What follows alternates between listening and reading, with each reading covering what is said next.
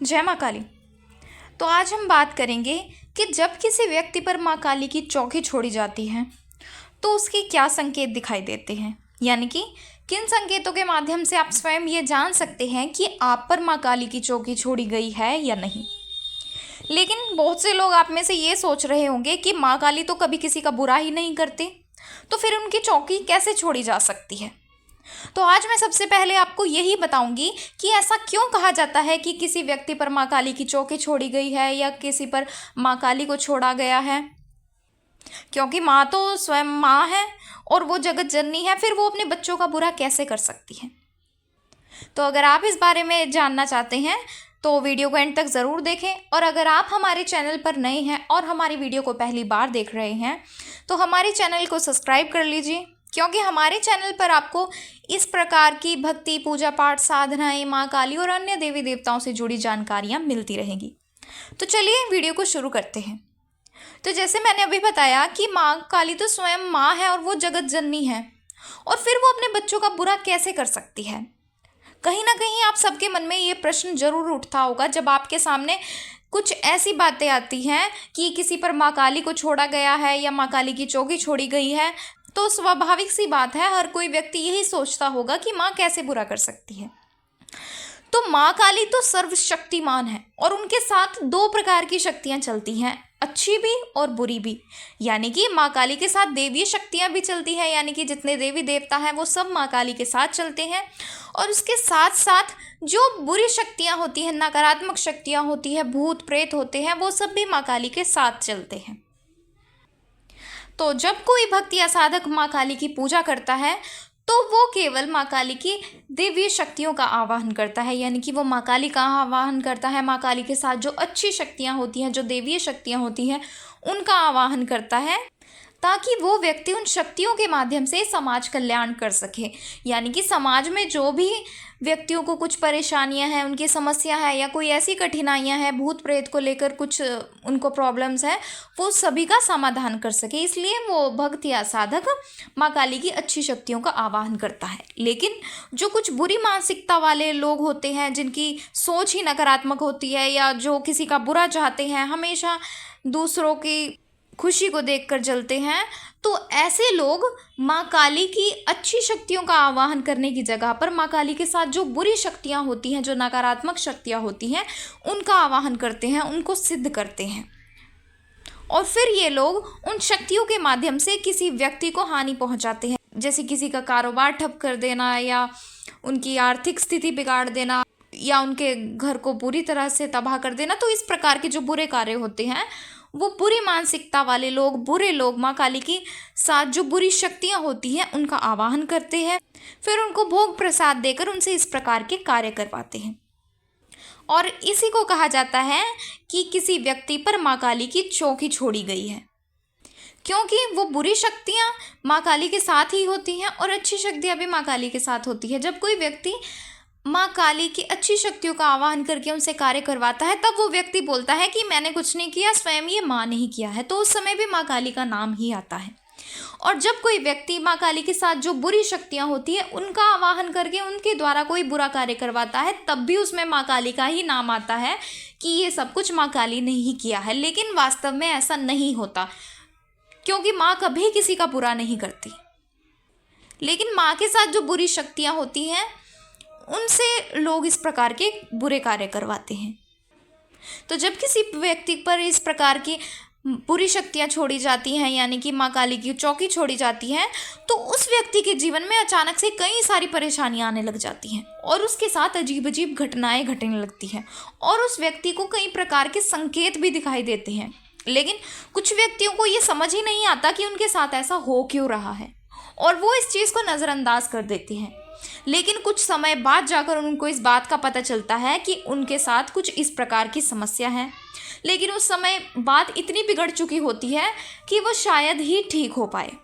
तो इसलिए आज मैं आपको इस वीडियो के माध्यम से उन संकेतों के बारे में बताऊंगी, जिससे आप स्वयं ही ये जान पाएंगे कि क्या आप पर भी माँ काली की चौकी छोड़ी गई है या नहीं।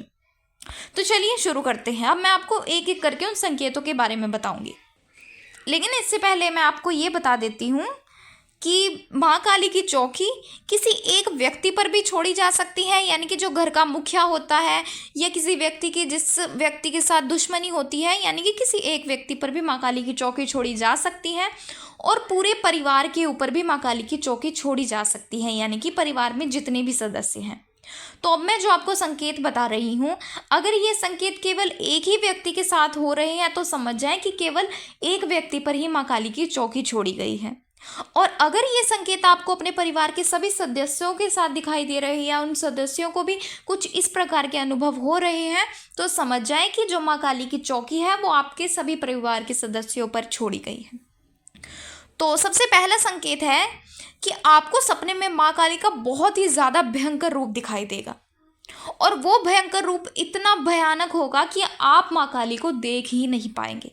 और माँ काली का स्वरूप कुछ इस प्रकार का होगा, माँ काली की जीवा इतनी लंबी लटक रही होगी, और वो जीव माँ काली की आपकी छाती को चाट रही होगी।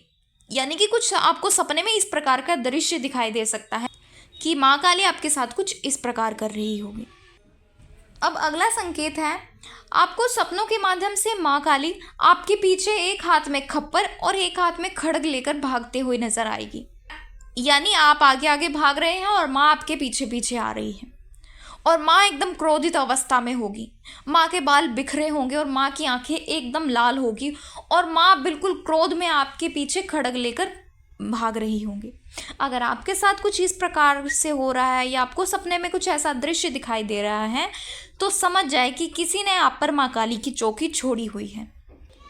अब इसके बाद अगला संकेत है कि जब किसी व्यक्ति के घर पर माँ काली की चौकी छोड़ी जाती है, या किसी व्यक्ति पर माँ काली की चौकी छोड़ी जाती है, तो उस व्यक्ति का या उस परिवार के सदस्यों का एक्सीडेंट होना शुरू हो जाता है। और ये एक्सीडेंट उनका कुछ कुछ समय के बीच में होता है, और कई बार उनको गंभीर चोट तक भी लग सकती है।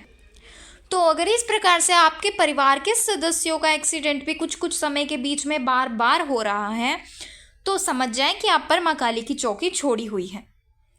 अब इसके बाद अगला संकेत है कि अगर आपके घर में अचानक से अकाल मृत्यु होनी शुरू हो जाए, यानी कुछ कुछ समय के बीच में आपके घर में अकाल मृत्यु हो रही है, जैसे 6 महीने के बीच में या साल के बीच में, यानी इस साल किसी व्यक्ति की मृत्यु हो गई या अगले साल किसी की मृत्यु हो गई।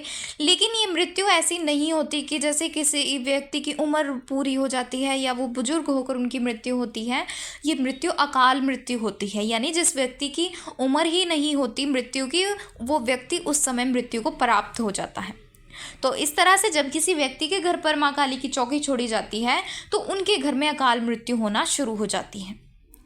उसके बाद अगला संकेत है कि आपके घर में गंभीर बीमारियां आने लग जाएंगी, यानी जैसे टीबी की बीमारी या कैंसर की बीमारी या शुगर की बीमारी, इस प्रकार की बीमारियां आपके घर में आपके परिवार के सदस्यों को होने लगेगी। यानी एक के बाद एक बीमारियां आपके साथ होती जाएंगी। तो इस तरह से अगर आपके साथ भी ये सब हो रहा है, तो समझ जाए माँ काली की चौकी आप पर छोड़ी गई है।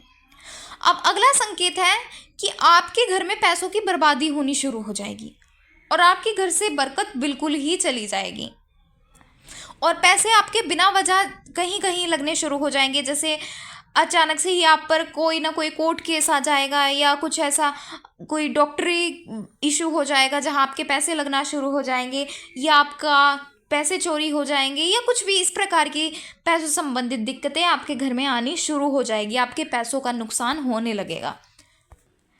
तो जब किसी व्यक्ति पर माँ काली की चौकी छोड़ी जाती है, तो उनके घर में कुछ इस प्रकार से ही पैसों की बर्बादियां और अन्य ये संकेत उनको मिलने लगते हैं।